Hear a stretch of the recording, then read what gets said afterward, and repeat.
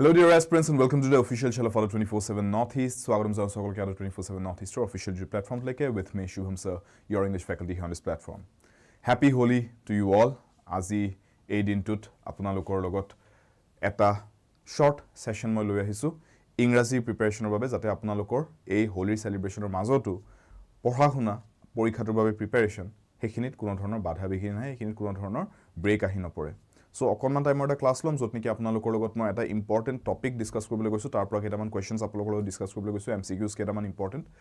এই টপিকটো হৈছে ফ্ৰেজ ৰিপ্লেসমেন্ট ইংৰাজীত আপোনালোকে এই টপিকটোৰ কোৱেশ্চনছ কেইটামান প্ৰেক্টিস কৰি ৰখাটো খুবেই দৰকাৰী যাতে এক্সামত এনে ধৰণৰ কোৱেশ্চনছ আপোনালোকে ডিল কৰিবলগীয়া হলে ট্যাকল কৰিবলগীয়া হলে সুন্দৰকৈ যাতে নলেজ যিখিনি থাকিব লাগে হেখিনি ৰাখি হেখিনিৰ বেসিছত সলভ কৰিব পাৰে আনসাৰছবোৰ So, bulok session to start কৰিছো questions কেটা আমি সাম মই সলভ কৰিম আপোনালোকৰ বাবে গুটেখিনি আৰু লগতে আপোনালোকে নিজেও ট্ৰাই কৰিব সলভ কৰিবলৈ নোৱাৰিলে মই দিয়া এক্সপ্লেনেশনটো আপোনালোকে ভালদৰে বুজি ল'ব So, start কৰাৰ আগতে মই আপোনালোকক আমাৰ চিনাকি স্লাইডখন এবাৰ দেখাই দিছো যোনখন হৈছে এই স্লাইডখন যত নেকি আৰু 24/7 ৰ এপটোৰ বিষয়ে লিখা আছে এপৰ লিংকটো আৰু 24/7 ৰ এপৰ লিংকটো আপোনালোকে as per usual ভিডিওটোৰ তলত ডেসক্ৰিপচন বক্সত পাই যাব ষ্টুডেন্ট যদি এতিয়ালৈকে এপটো ইনষ্টল কৰা হোৱা নাই ডেসক্ৰিপচন বক্সত গৈ লিংকটো ক্লিক কৰি এপটো ডাউনলোড কৰি ল'ব পাৰিব ইনষ্টল কৰি ল'ব পাৰিব এই এপটোৰ জৰিয়তে আপোনালোকে আমাৰ সকলো ফ্ৰী ষ্টাডি মেটেৰিয়েল ৰিসোৰ্সেছ পাই যায় আৰু লগতে প্ৰিমিয়াম ষ্টাডি মেটেৰিয়েল সেকশনত আপোনালোকে আমাৰ কোৰ্সেছ পাই যাব যত নেকি আপোনালোকে কোৰ্সেছখিনি জয়েন কৰিব পাৰে যদি জয়েন কৰিব খুজিছে কোনবা এটা কোৰ্স পাৰ্টিকুলাৰ কোনবা এটা এক্সামৰ বাবে বা আপোনালোকে যদি কিতাপ বা মক টেষ্ট ল'ব খুজে হেয়াও এই এপটোতে উপলব্ধ আছে আৰু বৰ্তমান যেহেতুকে হোলি কাৰণে আপোনালোকক স্পেশাল অফাৰ্স আৰু ডিসকাউন্টস প্ৰভাইড কৰা আছে এই কোৰ্সেছ পুৰত আমাৰ সো ফাৰ্স্ট কোৱেশ্চনটো লৈকে আহিছো এবাৰ চাই লওক প্ৰথম কোৱেশ্চনটো ফ্ৰেজ ৰিপ্লেসমেন্ট বুলি যেতিয়া কল ষ্টুডেন্টস ফ্ৰেজ ৰিপ্লেসমেন্টত আপোনালোকে দেখা পাব যে ইয়াতে আমাৰ কোৱেশ্চনটোৰ প্যাটাৰ্নটো এনেকুৱা যে আপোনালোকক কোৱা হ'ব যে এইটো বাক্য দিয়া হৈছে এই দখৰ বাক্যটোৰ ৰেখাঙ্কিত কৰি দিয়া হৈছে সো আপোনাক এক্সামত হয় আন্ডাৰলাইন কৰি দিব পাৰে নহলে বোল্ডত দি দিব পাৰে হাইলাইট কৰি নতুবা আপোনাক ব্ৰেকেটত দিব পাৰে যেনেকে নহক হাইলাইট কৰি দিব হেতু কোৱা হৈছে আপোনাৰ গুটে বাক্যটোৰ ভিতৰত এটা বাক্যাংশ যোনটো কোৱা হয় ফ্ৰেজ বুলি ইংৰাজীত এতিয়া আপোনাক কোৱা হৈছে যে এই ফ্ৰেজটো আপুনি এনে ধৰণে নিলিখি আতে যেনে ধৰণে লিখি থোৱা আছে এইটোৰ খলনি কিবা বেলেগ ধৰণে লিখিলে বাক্যটো শুধৰাব পৰা যাব নেকি বা বাক্যটো যদি আৰু অলপ ইমপ্ৰুভ কৰিব পৰা যায় ইমপ্ৰুভ কৰিব পৰা কিবা স্কোপ আছে নেকি হেতু হৈছে প্ৰশ্নটো বুজি পাইছে সো এই গুটে সেন্টেন্সটো যেনেকে লিখা হৈছে he said he firmly believed that Nehru will definitely consulted his cabinet on so crucial a matter and most certainly must have discussed it with his cabinet secretary এই বাক্যটোত এই দখৰ Nehru will definitely consulted his cabinet এনে ধৰণে নিলিখি এই তিনিটাৰ ভিতৰত কোনবা এটা ব্যৱহাৰ কৰিব পৰা যায় নেকি যে Nehru would have definitely consulted his cabinet বা Nehru will have definitely consulted his cabinet বা Nehru will consult his cabinet এনেকুৱা কোনবা এটা লিখিলে এটোৰ জায়গা তেতিয়া সেন্টেন্সটো বেটাৰ হয় নেকি যদি হয় আপুনি ভাবি চাওক যে এটো লিখাত কৈ মই যদি only one তাৰ মানে এই দখৰ এটো যদি লিখো এই খাৰ বাক্যাংশ যদি লিখো তেতিয়া সেন্টেন্সটো ইমপ্ৰুভ হয় বুলি আপুনি কোৱা হ'ব only two কলে তাৰ মানে অকল এটো লিখি দিব লাগে নম্বৰ 2 যোনটো আমাৰ অপচন দি আছে এটো দি ৰিপ্লেস কৰি দিব লাগে ইয়াৰ হলনি ইয়াক লিখিব লাগে তাৰ মানে বা all of the above যদি কৈ দিয়ে তাৰ মানে গুটেই গেটাই লিখিব পাৰি কিন্তু ইটো লিখিব নোৱাৰি এটোৰ বাহিৰে বাকি গুটেই এই তিনটাই লিখিব পাৰি বা নো কাৰেকশন ৰিকোয়াৰ্ড বুলি যদি কৈ দিয়ে তাৰ মানে কোনো ধৰণৰ ইমপ্ৰুভমেন্টৰ প্ৰয়োজন নাই এনেকৈ যেনেকৈ দি আছে তেনেকৈ লিখিব লাগিব এই গেটা হৈছে অপচনছ কেটা বুজি পালে সো আপুনি তাৰ মানে on the basis of grammatical mistakes vocabulary errors হেতু বেসিছত চাব লাগিব যে এইটো কেনেকৈ ইমপ্ৰুভ কৰিব পৰা যায় এতিয়া এই দখৰ বাক্যাংশ যদি চাও মই এটা বস্তু চাব পাৰো ইয়াতে বুজিব পাৰো যে he said he firmly believed that Nehru Jawaharlal Nehru কথা পাতি আছো ভূতকালৰ কথা পাতি আছো তাৰ মানে নেহৰু আজি আমাৰ মাজতটো নাই সো আমি পাষ্টৰ কথা পাতি আছো আৰু বাকি সেন্টেন্সটো চাওক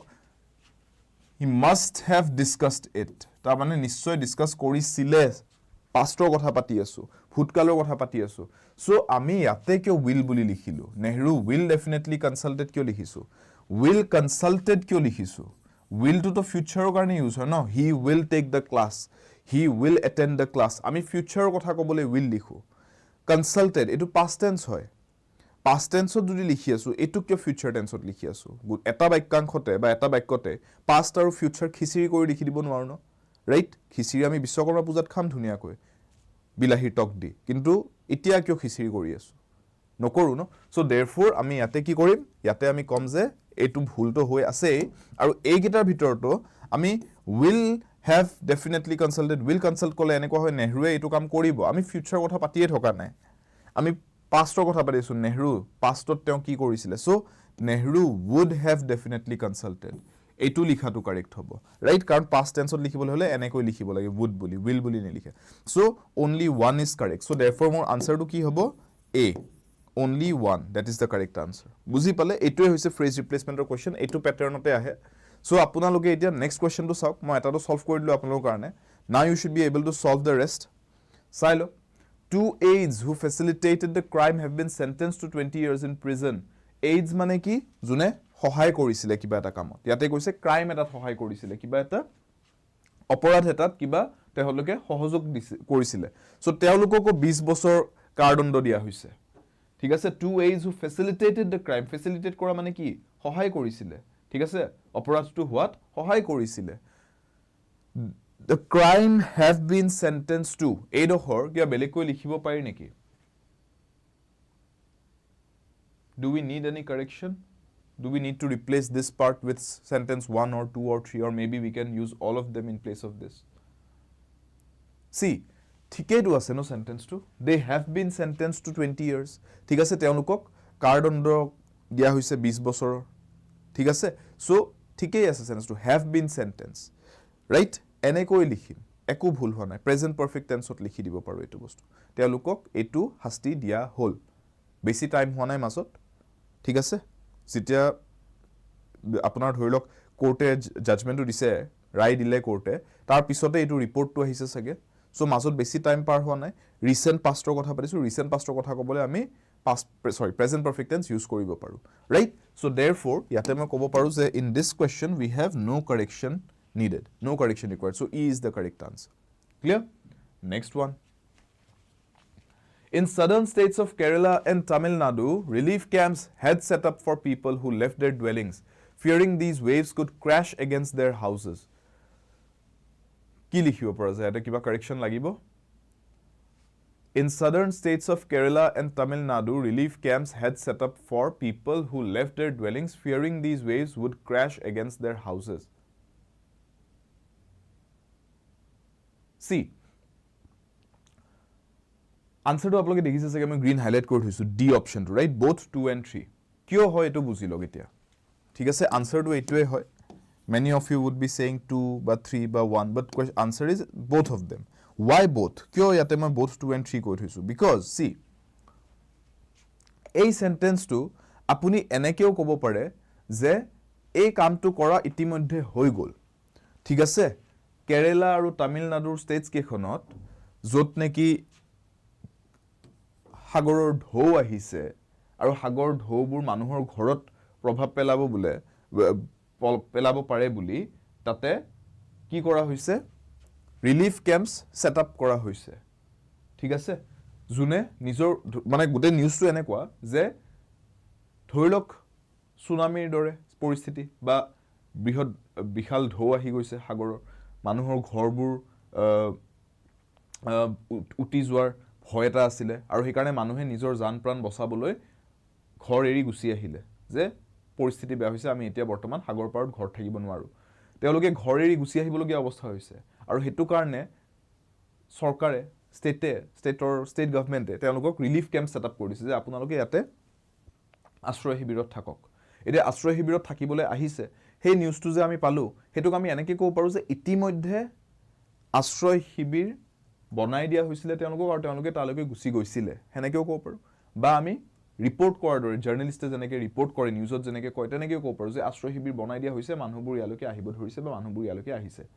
সো আমি কথাটো দুই ধৰণে ক'ব পাৰো যে তেওঁলোক তালৈকে গৈছিল বা তেওঁলোক তালৈকে আহিছে যে ৰিসেন্ট বনাই দিয়া হৈছে মানুহবোৰ আহি আছে সো মই দুটা সেন্সত ক'ব পাৰো সো দুটা সেন্সত ক'লে মই এটা এনেকৈ ক'ব পাৰো যে relief camps were set up for people কাৰণ ৰিলিফ ক্যাম্পছ বুলি কৈছে এটো প্লুৰেলত আছে সো were লিখিব লাগিব was লিখিব নোৱাৰে প্লুৰেলত লিখিম were ঠিক আছে সিম্পল পাস্ট টেন্সত ক'ব পাৰো ঠিক আছে যে এটো এটা ফ্যাক্ট হয় এনেকুৱা হৈছিল পাষ্টত সো সিম্পল পাস্ট টেন্স এটো সিম্পল পাস্ট টেন্স সেন্টেন্স হৈ গল নাম্বাৰ 2 ঠিক আছে নাম্বাৰ 3 টু কি হয় এটো প্ৰেজেন্ট পাৰফেক্ট টেন্সত লিখছো যে relief ক্যাম্পছ have been set up for people ঠিক আছে ৰিলিফ ক্যাম্প সেট আপ কৰা হৈছে বৰ্তমান সো মই বৰ্তমানটো ক'ব পাৰো কথাটো so past tense present tense দুয়োটাতে ক'ব পাৰি কথাটো সো হি কাৰণে মই সিম্পল পাস্ট টেন্সটো লিখিব পাৰো বা প্ৰেজেন্ট পাৰফেক্ট টেন্সটো লিখিব পাৰো যে এটো বৰ্তমান ৰিসেন্ট টাইমছত হৈ উঠা বস্তু এটো ৰিসেন্ট পাষ্টত হৈছে বনাই আজৰি হৈছে ৰিসেন্টলি So এটো প্ৰেজেন্ট পাৰফেক্ট টেন্সত লিখিলো ৰিসেন্ট পাষ্টৰ কথা ক'বলে জাস্ট নাও হোৱা ঘটনা এটো এটা ঠিক আছে আৰু নহলে মই সিম্পল পাষ্ট টেন্স কৈ ক'ব পাৰো যে এটো পাষ্টত এনেকুৱা হৈছিল so both 2 and 3 are correct here understood কিন্তু এটো ভুল হৈ আছে এটো কিয় ভুল had set up for people বুলি লিখিলে ভুল হ'ব relief camps had set up relief camp একো সেটআপ কৰা নাই relief camps কে তাকেই সেটআপ কৰা হৈছে ঠিক আছে the government had set up relief camps হেনেকৈ লিখিব পাৰিলো হেতেন relief camps had set up for people হেনেকৈ লিখিব নোৱাৰো relief camps হে সেটআপ কৰা গৈছে relief camps হে সেটআপ কৰা নাই কাকো ঠিক আছে so sentence is wrong 2 and 3 options কেটা ইউজ কৰিব পাৰি next one এটো চাও গতিয়া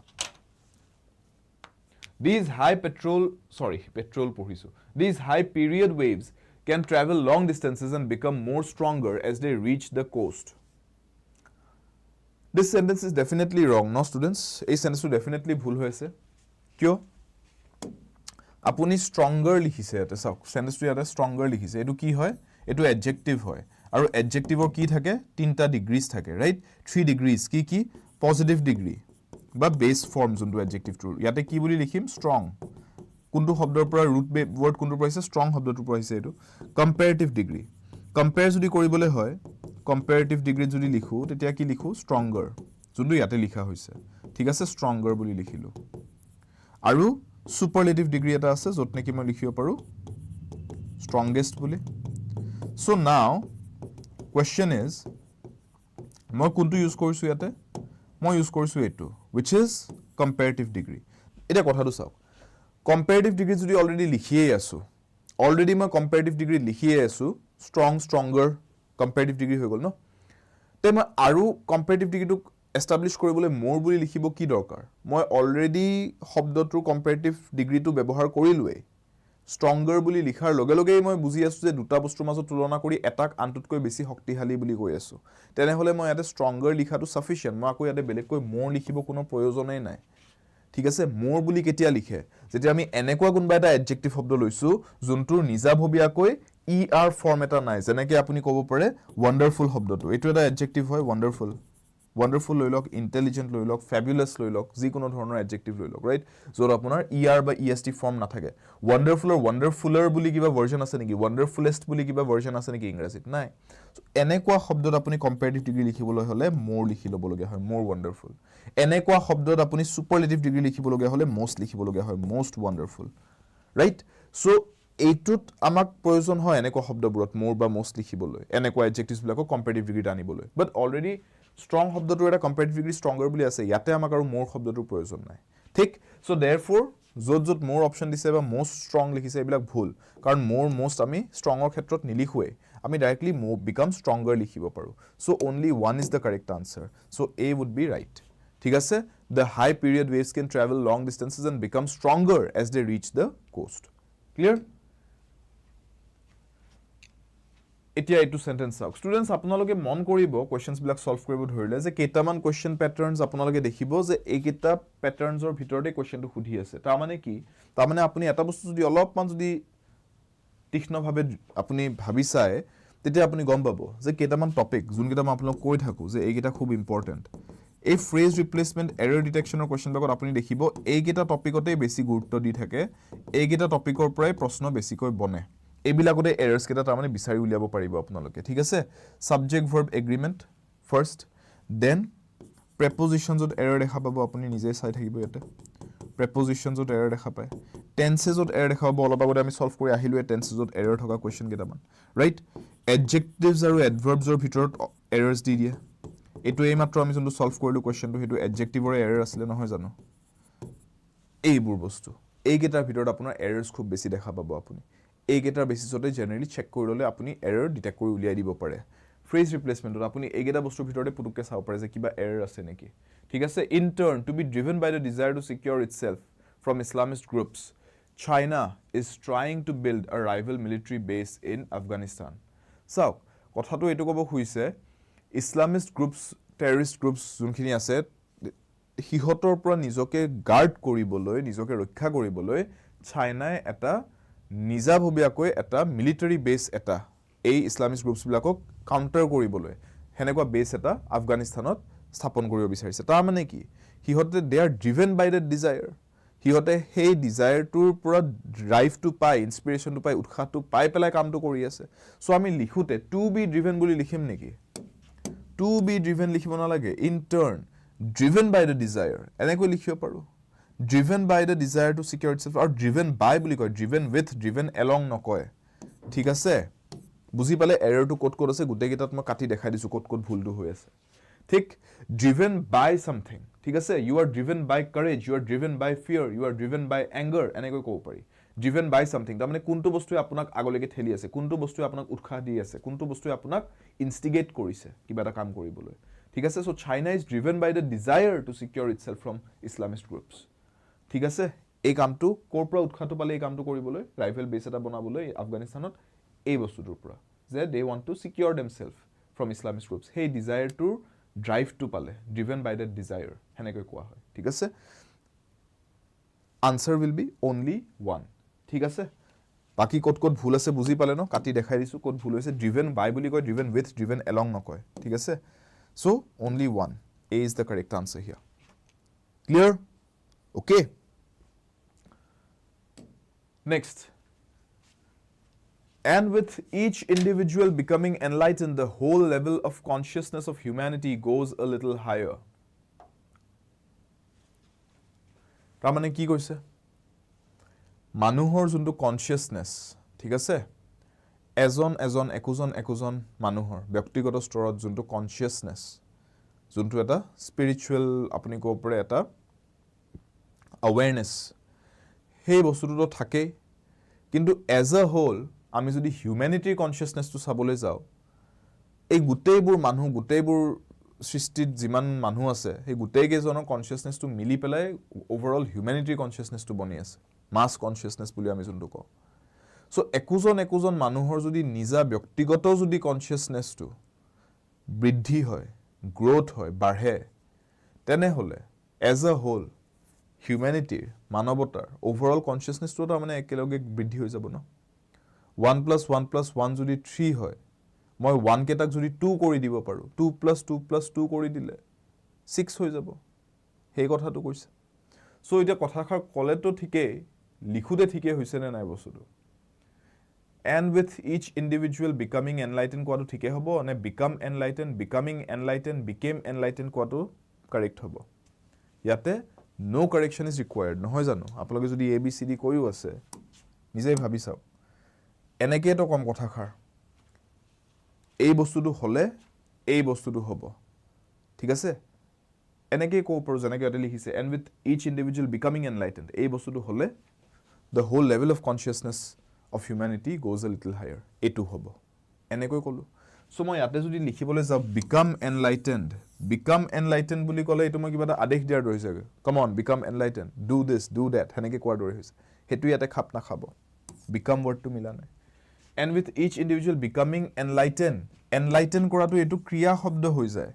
Enlightenedটো মই adjective ইউজ কৰি আছোঁ। মানুহজনক মই কি কৈছোঁ? Enlightened মানুহ বুলি কৈছোঁ। It's an adjective. ইয়াতে enlightened কোৱাৰ লগে লগে এইটো verb হৈ যায়। চ' becoming, আপুনি ক্ৰিয়া এটা বনি যাব নোৱাৰে। You cannot become an action, নহয় জানো? ক্ৰিয়াটো কি হয়? এটা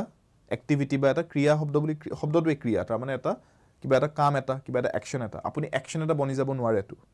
আপোনাক মই বিৱৰণ কৰিব পাৰোঁ আপুনি কেনেকুৱা ধৰণৰ মানুহ এজন বনিছে। সেইটো ইয়াতে এডজেক্টিভ ৱৰ্ড এটাহে হ'ব, ভাৰ্ব শব্দ নহয়। চ' এইটো সেইকাৰণে ভুল। ঠিক আছে? became enlightened, এইটো চাওক, and with each individual became enlightened, মই যদি became বুলি কয় এইটো past tense হৈ গ'ল। মানুহবোৰ যদি অলৰেডি enlightened হৈ গ'ল,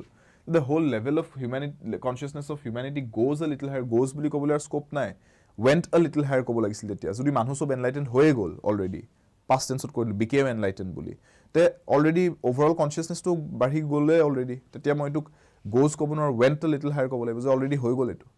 বুজি পালে? চ' সেইটোও নহ'ব। চ' therefore none of these are correct. বুজি পালে কিয় গোটেইকেইটা ভুল? এটা এটাকৈ বুজাই দিছোঁ, এইটোৱে কাৰেক্ট হ'ব, এনেকৈ লিখা যাব। চ' no correction required. ইয়াতে ইটো কাৰেক্ট আনচাৰ হ'ব। ঠিক আছে? বুজি পালে?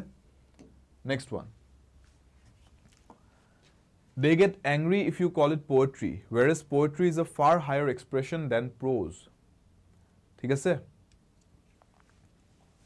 So, do we need to correct this? They get angry if you call it poetry, whereas poetry is a far higher expression than prose. তাৰমানে এনেকৈ কৈছে যে কিবা এটা বস্তু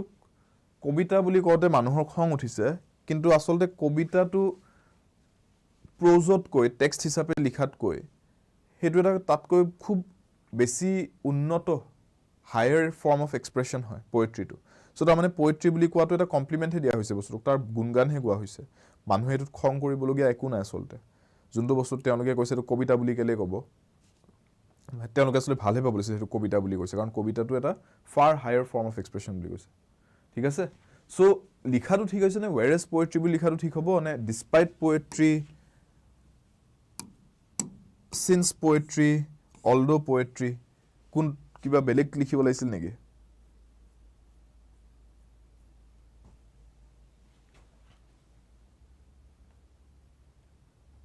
do we need some correction here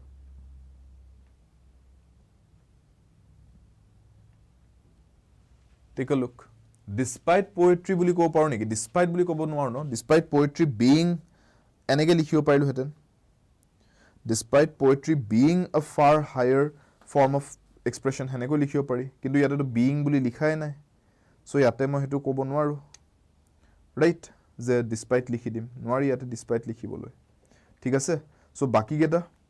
since poetry সাওক since যদি হেতু কাৰণ বুলিয়ে লিখিব খুইছো since মানে কি এটা ৰিজন লিখিব লিখো since I will not be able to come to visit you today since it's raining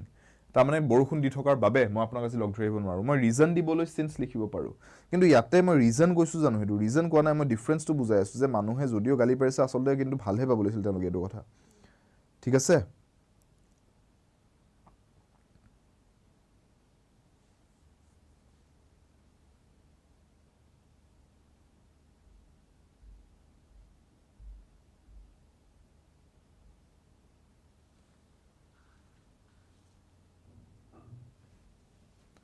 So, since লিখাটো ইয়াতে sense নবনিব no because they get angry if you call it poetry এনেকে ক'লে whereas poetry is a far higher expression কৈছে not correct because চাওক আমি ডিফাৰেন্সটো বুজাইছো যে মানুহে বেয়া পাইছে যত কি তেওঁলোকে ভাল পাব লাগে আমি ডিফাৰেন্সটো বুজাব খুজি আছো since বুলি ক'লে আমি ডিফাৰেন্স নহয় কাৰণ বুজাই দিয়া হ'ব হেতু কাৰণ নহয় হেতু ডিফাৰেন্স হয় এটো বস্তুত কৈ সো এই দুটা ভুল despite লিখিব নোৱাৰা কাৰণ despite poetry being লিখিব লাগিছিল ইয়াতে এটা মিসিং ওয়াৰ্ড এটা আছে সো এই দুটা নহব although আৰু whereas ৰ মাজত চাওক এতিয়া ঠিক আছে মই এতিয়া ইয়াতে ক'ব খুজিছো যে they get angry if you call it poetry whereas poetry is a far higher whereas আৰু although দুয়োটাই কন্ট্ৰাষ্ট বুজায় whereas ইউজ কৰি আপুনি কন্ট্ৰাষ্ট বুজাব পাৰে ঠিক আছে আৰু although ইউজ কৰিও কন্ট্ৰাষ্ট বুজাব পাৰে কন্ট্ৰাষ্ট মানে পাৰ্থক্য দুটা বস্তুৰ মাজত পাৰ্থক্য কিন্তু দুটাৰ মাজত এটা স্লাইট ডিফাৰেন্স আছে কোনটো কেতিয়া ইউজ কৰে হেতু ভালদৰে বুজি লওক whereas টো আপুনি ইউজ কৰিব পাৰে যেতিয়া অলৰেডি ডিফাৰেন্স এটা এস্টাবলিশ দুটা বস্তু এস্টাবলিশ হৈছে আৰু দুটাৰ মাজত আপুনি ডিফাৰেন্সটো বুজাব বিচাৰিছে although টো তেতিয়া ইউজ কৰে যেতিয়া আপুনি এটা কথা কৈ উঠি তাৰ বিপৰীত কথা এটা কিবা ক'বলৈ খুজিছে বুজি পাইছে কি কৈছো যে দুটা আইডিয়া অলৰেডি আপুনি প্ৰেজেন্ট কৰিছে আৰু তাৰ মাজত আপুনি পাৰ্থক্যটো ক'ব খুজিছে তেতিয়া whereas ক'ব পাৰি কিন্তু আপুনি এটা বস্তু কৈ লৈছে এতিয়া আপুনি তাৰ বিপৰীত কথা এটা ক'ব ওলাইছে তেতিয়া আপুনি although ইউজ কৰে সো দুয়োটাই আপোনাক পাৰ্থক্য বুজাব কন্ট্ৰাষ্ট বুজাব বাট কোনটো কেতিয়া ইউজ কৰে তাৰ এটা সামান্য এটা পাৰ্থক্য আছে যোনটো কাৰণে ইউজেজটো বদলি যায় হলনি হৈ যায় so now that you know the difference between these two can you tell me কোনটো কাৰেক্ট হ'ব এতিয়া বুজি পালে নে ডিফাৰেন্সটো ক'ত সো এটো সেন্সত এটা ভাবি চালে কথাটো আপোনাৰ কি লাগিছে যে কোনটো ইউজ কৰাটো কাৰেক্ট হয় ইয়াতে whereas লিখো নে ইয়াতে মই although লিখো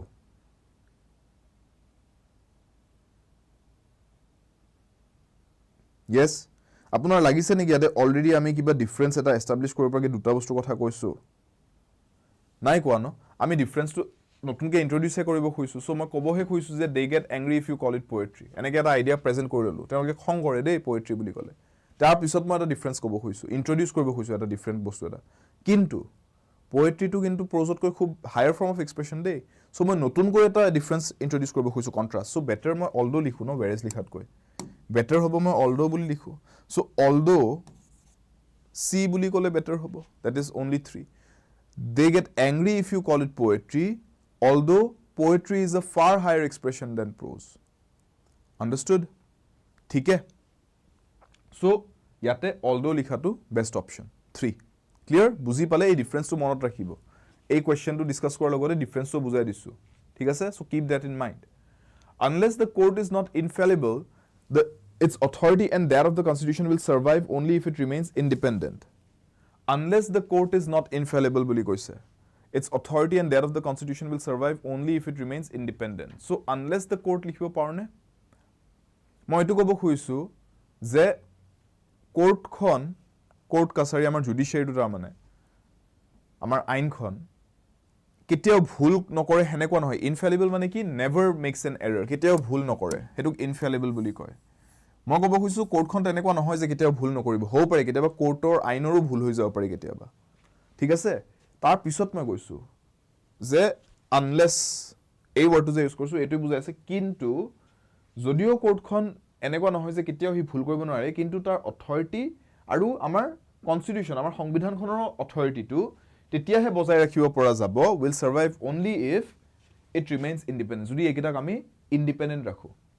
পঢ়িছো আমি পলিটিত আপোনালোকে পঢ়িছে এটো বস্তু সেপাৰেশন অফ পাৱাৰ্স ৰাইট তাৰ মানে জুডিচিয়াৰীটো এটা সেপাৰেট বডি হয় কমপ্লিটলি হি লেজিসলেটিভ বা এক্সিকিউটিভৰ আন্ডাৰত আহি না যায় সো কিয় কৰা হৈছে হেতু বস্তু কনস্টিটিউশনখন এখন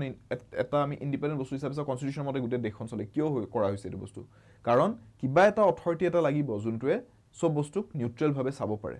ৰাইট neutral eta treatment দিব পাৰে যাতে সিচুৱেশনছ ব্ৰ সো হেতু কাৰণে কোৰ্ট কনস্টিটিউশনক ইন্ডিভিজুৱেল এটা সেপাৰেট অথৰিটি দি থোৱা যায় হদে তাক কাৰো আধীন কৰি দিয়া নাযায় ঠিক আছে সো হ'ব পাৰে যে কোৰ্টৰো কেতিয়াবা তাৰ ৰায় দিউতে ভুল হ'ব পাৰে কিবা এটা কেস জাজমেন্ট দিউতে ভুল হ'ব পাৰে কিন্তু আমি হেখিনি ভুল সহ্য কৰিব লাগিব আমি এটো ক'ব নোৱাৰো যে কোৰ্টৰটো ভুল হৈছে চাওক সো ইয়াক কোনবা এটা বেলেগ এটা বডিৰ আন্ডাৰত আনি দিয়ক যাতে তাক গভৰ্ণ কৰিব পাৰি হেতু কৰিব নোৱাৰি কাৰণ তাৰ অথৰিটিটো নোহোৱা হৈ যাব তেতিয়া ৰাইট সো হেতু কথাই বুজাইছে ইয়াতে এটা পৰিস্থিতিটো বুজি পালে কি ক'ব খুজিছে সেন্টেন্সটো কি বাক্যটো কি ক'ব খুজিছে আইডিয়াটো কি but now how do we right this মই ক'ব খুজিছো যদিও কোৰ্টখন ইনফেলিবল নহয় যদিও কোৰ্টখন এনেকুৱা নহয় যে তাৰ কেতিয়াও ভুল হ'ব নোৱাৰে সো মই আনলেছ লিখিলে নহব আনলেছ তুমি কন্ডিশন দিবলৈহে ক মই ক'ব খুজিছো while the court is not infallible ঠিক আছে বৰ্তমান পৰিস্থিতি যদি এইটো হয়ও তথাপিতো তাৰ অথৰিটি তেতিয়াহে থাকিব যদি তাক ইন্ডিপেন্ডেন্ট ৰখা হয় হেনেকে কৈছো so while the court is not infallible its authority and that of the constitution will survive only if it remains independent clear so ইয়াতে বাকি whereas until unless লিখিব নোৱাৰি ইয়াতে অকল number 2 that is while the court is not infallible while লিখিব পাৰি 2 is the correct answer b is the correct option clear next one no person who appreciates the nature of the charges can allege that the motion has been moved for political considerations. No person who appreciates the nature of the charges can allege that the motion has been moved for political considerations. Can allege that the motion has been moved. ঠিক আছে না?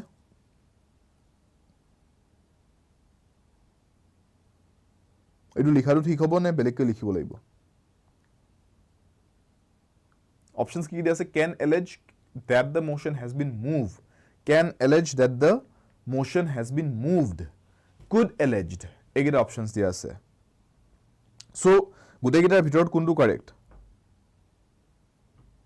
See, can alleged boli likhibo paru jano. Jundo sentence already dia ase.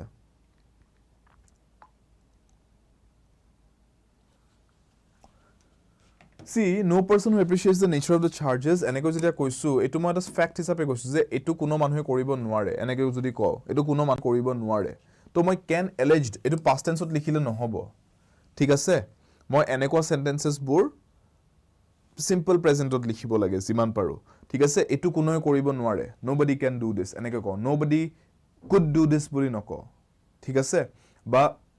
এনেকুৱা এটা বস্তু দি কৈছো যে nobody will be present tomorrow eta fact koisu kaileke kuno ahibo nwaribo everybody will be absent nobody will be present tomorrow moi eneke kobo nwaru nobody would be present would have been present tomorrow heneke koi nidu extra kiba eta logai pelai ঠিক আছে so simple tense kobole try korim aru hetu karone could alleged no person who appreciates the nature who appreciates so again simple present ot likhi ase gote bostu so could alleged likhibole goi lab nai can allege likhibo paru kintu kotha tu hol can allege that the motion has been likhar bisot ami ki likhu verb third degree likhu hodai etu third degree hoy janu no hoy etu first degree hoy etu third degree likha ase etu correct hobo so number 3 to could likhai bhul hol number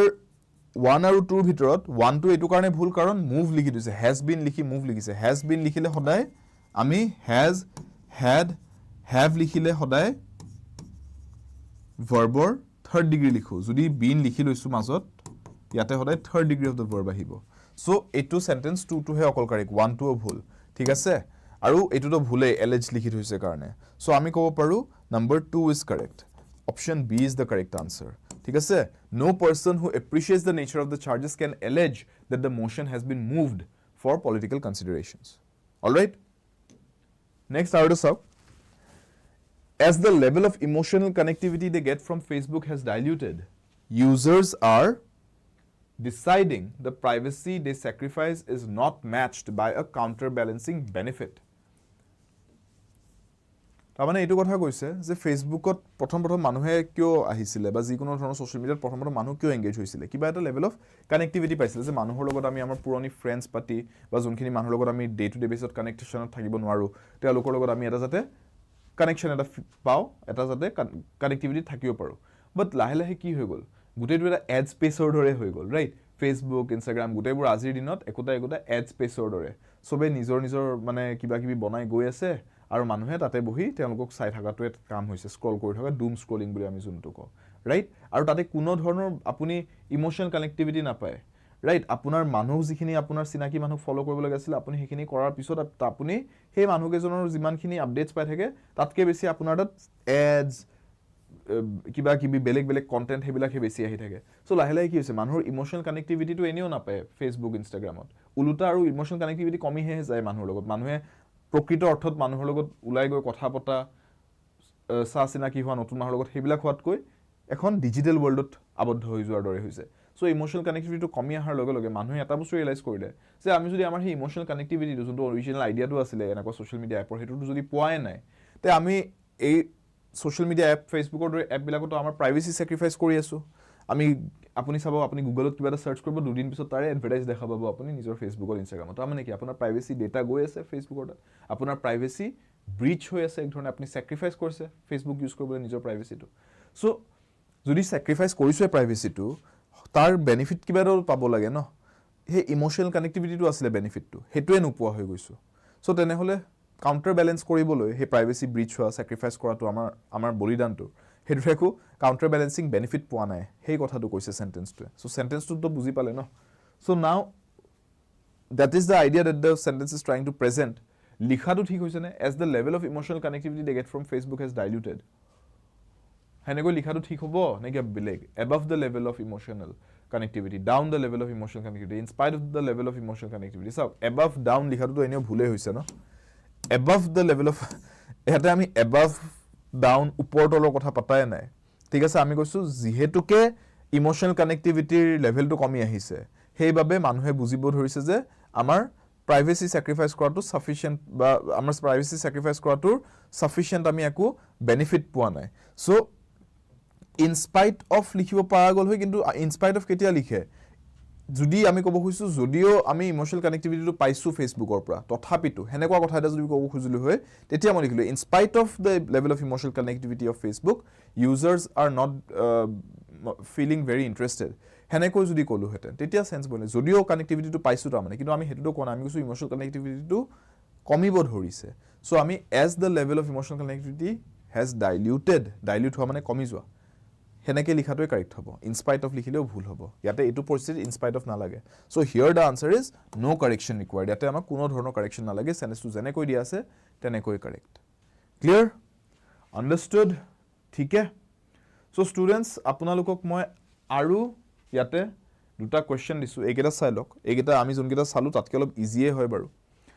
So take a look at this one. She was uneasy because she never be on a plane before. Never be লিখাটো ঠিক হ'ব নে আমি কিবা বেলেগ লিখিব লাগে হেতু চাই লওক যদি কাৰেক্ট আছে তে নো ইমপ্ৰুভমেন্ট অপচনটো দিয়া আছে ইয়াতে অপচন ডি এই কোৱেশ্চনটো আপোনালোকে আনসাৰটো মোক জনাব কমেন্ট সেকশনত আৰু এই কোৱেশ্চনটো